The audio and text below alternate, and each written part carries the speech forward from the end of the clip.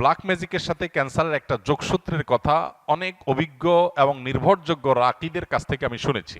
তারা তাদের অভিজ্ঞতার কথা বলেছে যে ক্যান্সারের মতো দুরারোগ্য ব্যাধি এর সাথে ব্ল্যাক ম্যাজিকের কানেকশন অনেক বেশি। রুকিয়া শরিয়ার সবচাইতে সহজ এবং স্বাভাবিক পন্থা হলো ডায়াগনোসিসের, যে কোরআনে কারিমের তেলাওয়াত, রুকিয়ার আয়াতগুলোর তেলাওয়াত এবং এ জাতীয় বিষয়াশয়গুলো যখন করা হয় তখন রোগী তার মধ্যে অবস্থার পরিবর্তন হয়, অস্থিরতা আর না হলে প্রশান্ত অনুভব করা, এগুলো দেখে মোটামুটি রাকিরা নিরূপণ করেন যে সে এফেক্টেড কিনা। আরও নানাবিধ উপায় আছে, এটা তার মধ্যে একটা। তো এই যে নাম বাপের নাম জেনে পুরা গোষ্ঠীর ডায়াগনোসিস করা, দূর থেকে শুধুমাত্র এই নাম দিয়ে ডায়াগনোসিস করা, এটাকে রুকিয়া শরিয়ার সাথে জড়িত রাকিরা সঠিক বলেন না। এটা হলো একটা কথা। দ্বিতীয় কথা হলো যে আমরা আত্মরক্ষা কিভাবে করতে পারবো।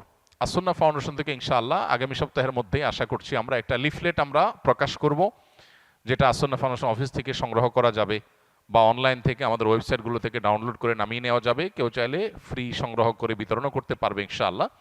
সেখানে আমরা জিন, জাদু ইত্যাদিতে আক্রান্ত মানুষদের সিমটমগুলো কি থাকে সাধারণত সেগুলোকে আমরা একত্র করে দিয়েছি, এবং সেখানে ব্ল্যাক ম্যাজিক এবং দুষ্ট জিন, বদনজর এগুলোর আক্রমণ থেকে, এগুলোর উপদ্রব থেকে নিজেদেরকে সেফ বা নিরাপদ রাখার উপায় কি, কোরআন হাদিসের আলোকে অনেকগুলো গাইডলাইন সেখানে দেওয়া আছে। এগুলো আমরা মেনে চললে আশা করা যায় আল্লাহ তাআলা আমাদেরকে হেফাজত করবেন। এর ভিতরে মোস্ট কমন হলো সকাল সন্ধ্যার দোয়া এবং জিকির, এটা যাতে কোনো অবস্থাতে মিস না হয়। বিশেষ করে সকাল সন্ধ্যা দোয়া জিকিরের মধ্যে রক্ষা কবচ যে দোয়া জিকিরগুলো আছে এগুলো কিন্তু খুবই গুরুত্বপূর্ণ।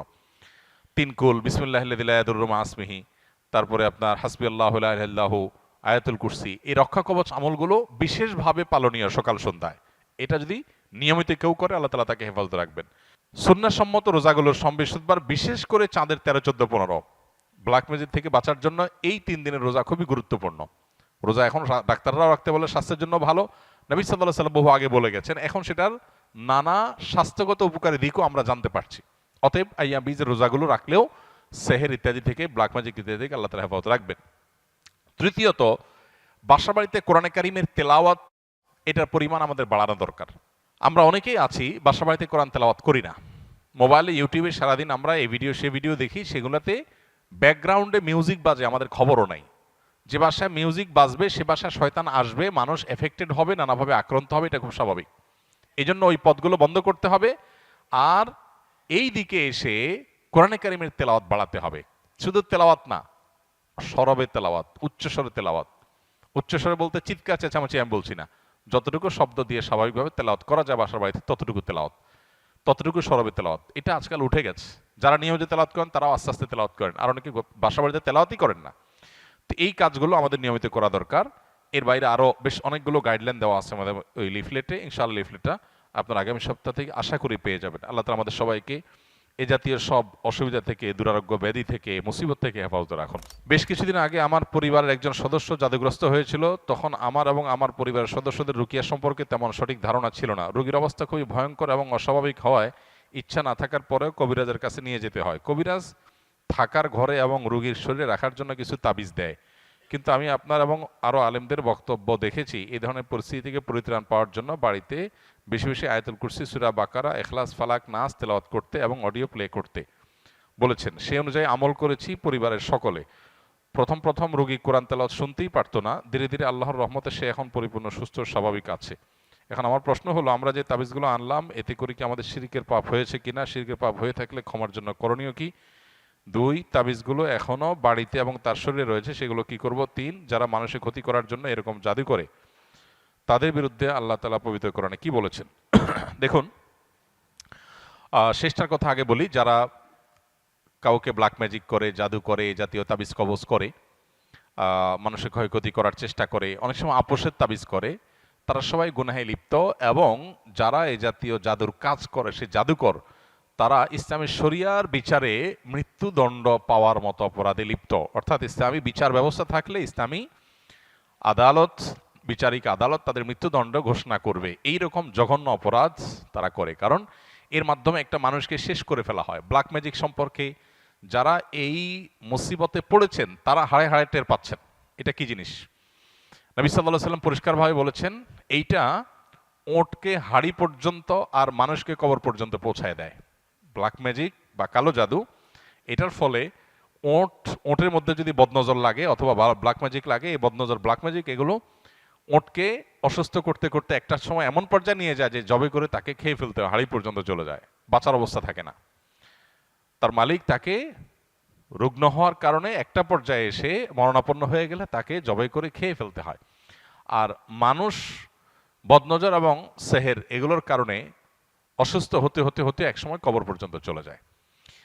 তো এই জন্য যারা এই কাজগুলো করে তারা শুধু কবিরা গুনাহে লিপ্ত তা নয়, বরং মানুষ হত্যার যে অপরাধ ক্ষেত্র বিশেষে তারা সে অপরাধে অপরাধী, এবং তার চাইতে আরো জঘন্য, শুধু মানুষ হত্যাই করছে না, একই সঙ্গে শিরকেও তারা লিপ্ত, কারণ এখানে শয়তানের সাহায্য নেওয়া হয়, বিশেষ করে ব্ল্যাক ম্যাজিকের ক্ষেত্রে। কেউ যদি আগে থেকে এরকম তাবিজ কবজ নিয়ে থাকে, বিশেষ করে তাবিজ কবজের মধ্যে ফেরাউন, নমরুদ, হামান, অমুক তমুক লেখা থাকে এবং অনেক সাংকেতিক বিষয় আসলে লেখা থাকে, তাদের উচিত তওবা করা। প্রথমত নবী করিম সাল্লাল্লাহু আলাইহি সাল্লামের যে চিকিৎসা পদ্ধতি, এর মধ্যে তাবিজ দেওয়া নেওয়া ছিল না। তিনি কখনো তাবিজ কাউকে দেননি, নিজে ব্যবহার করেননি। তিনি কি করেছেন? ঝাড়ফুঁক করেছেন, কোরআনে কারিমে আয়াত পড়ে ফু দিয়েছেন, অন্যকে দিয়েছেন। এটা হলো সুন্নাহসম্মত ট্রিটমেন্ট। অতএব আপনার আগের যেগুলো আছে তাবিজ, সেগুলোকে আপনি নষ্ট করে ফেলবেন, ডেস্ট্রয় করে ফেলবেন ইনশাআল্লাহ। আর ইতিপূর্বে যে করা ভুল, কবিরাজের কাছে আপনি গিয়েছেন, ভুল ভাল কাজ করেছেন, সেজন্য আল্লাহর কাছে তওবা করবেন, সংকল্প করবেন ইনশাআল্লাহ। আশা করি যে আল্লাহ তাআলা আপনাকে মাফ করবেন। আর এখানে আপনার বক্তব্য থেকে বোঝা গেল যে যারা সেহের সম্পর্কে ধারণা রাখে না, তারা যদি সত্যানুসন্ধানের দৃষ্টিতে খোঁজার চেষ্টা করে তাহলে তারা পথ পেয়ে যাবে। কোরআনে কারিমের তেলাওয়াত করা হলে কিভাবে একজন ব্ল্যাক ম্যাজিকের রোগী ধীরে ধীরে সুস্থ হয়ে ওঠে এবং অস্বাভাবিক পরিবর্তন তার মধ্যে আসে, এটা কোরআনের একটা মুজিজা, অলৌকিকত্ব। মাশাআল্লাহ, এই অলৌকিকত্ব কেউ দেখতে চাইলে তিনি ব্ল্যাক ম্যাজিকের রোগীর উপরে কোরআনের প্রভাব দেখতে পারেন। ওয়াহাবি ও সুন্নির মধ্যে পার্থক্য কি? এটা তো কমন একটা বিষয় আমাদের দেশে। সৌদি আরবের আব্দুল ওয়াহাব নজদির অনুসারী যারা, বিশেষ করে যারা বেদাত এবং শিরকের ব্যাপারে একটু বেশি কঠোর এবং সচেতন, আমাদের সমাজে তাদেরকে ওয়াহাবি বলে মানুষ চিনে। যদিও ওয়াহাবি হওয়াটা কারোর কাছে গৌরবের, আবার কেউ এটাকে গালি হিসেবে দেয়। আবার এর বিপরীতে যারা আহলুস সুন্নাল জামাতের অনুসারী বলে দাবি করেন নিজেদেরকে, তারা নিজেদেরকে সুন্নি হিসাবে পরিচয় দেন। তাদের ব্যাপারে আবার ওয়াহাবি পরিচয় বা ওয়াহাবি ট্যাগ যাদেরকে দেওয়া হয়, তাদের দৃষ্টিভঙ্গি হলো যে এরা বেদাতের ব্যাপারে অনেক বেশি তারা আপনার শিথিল এবং বেদাতে অনেক বেশি লিপ্ত। এখানে অবশ্য বেদাতের সংজ্ঞা পরিচয় নিয়ে নানাবিধ মতো পার্থক্য আছে।